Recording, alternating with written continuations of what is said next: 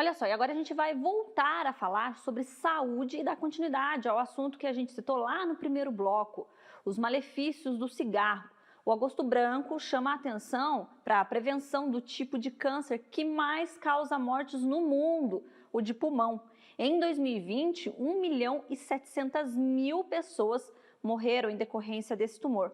Aqui no Brasil foram cerca de 30 mil óbitos.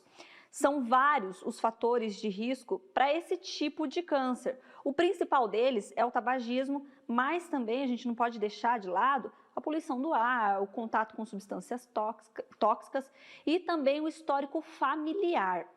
Estima-se que a cada 5 pessoas com esse tipo de câncer, 4 fumam.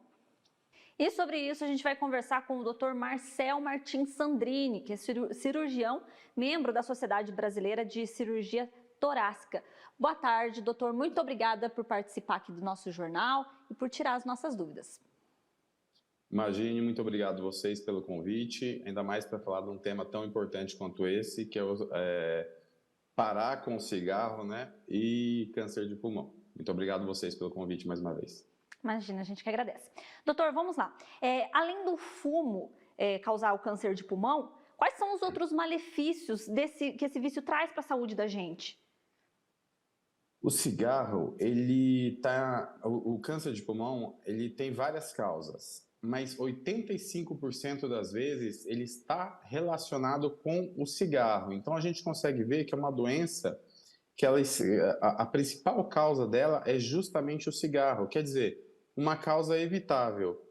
E uma coisa que tem acontecido muito boa nos últimos anos aqui no Brasil, com várias campanhas que têm acontecido, novas leis que têm surgido, tem parado com o tabagismo, por exemplo, em lugares que antigamente era, ao meu ver, ridículo. Por exemplo, você fumar num restaurante, você atrapalha não só você, quanto os seus outros companheiros, os outros clientes.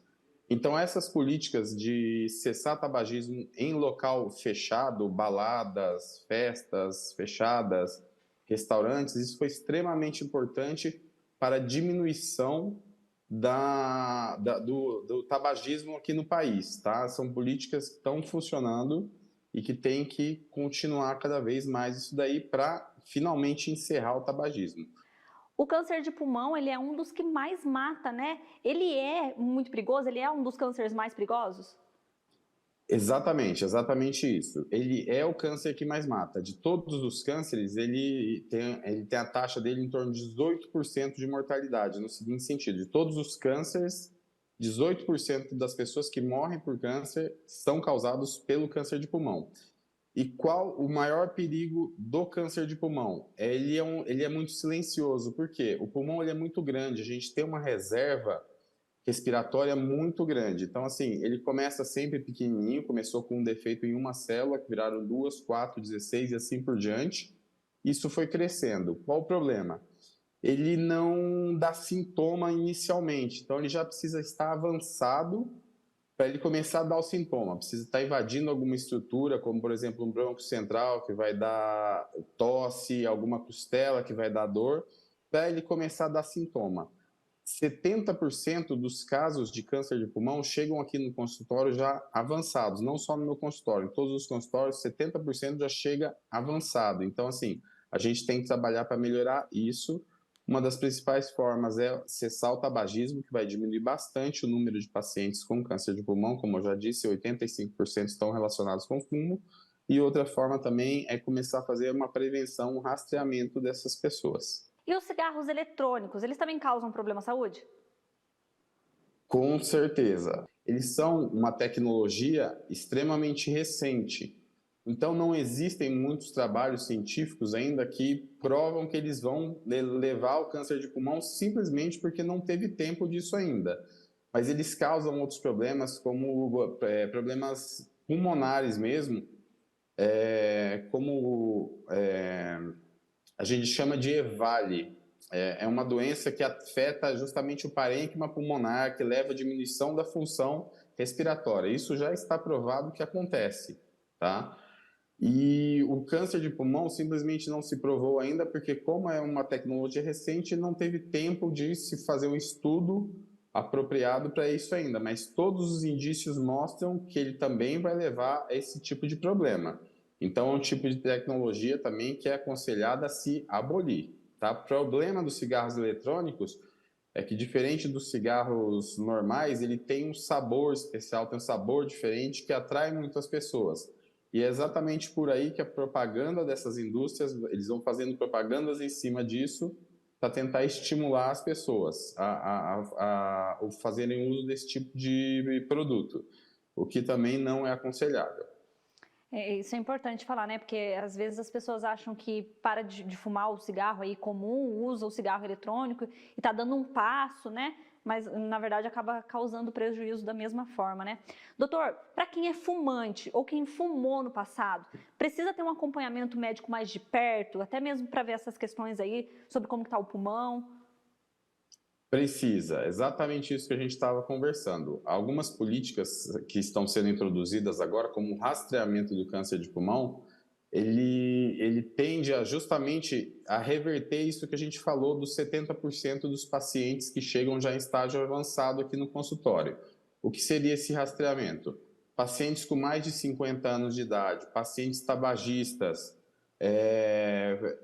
e ex-tabagistas que pararam há menos de 15 anos, eles têm a indicação de fazer este rastreamento, vir ao consultório, fazer uma tomografia, para a gente poder avaliar justamente a presença de alguma lesão pequena, ressecável e curável, tá? Muita gente acha que o câncer de pulmão não tem cura sim.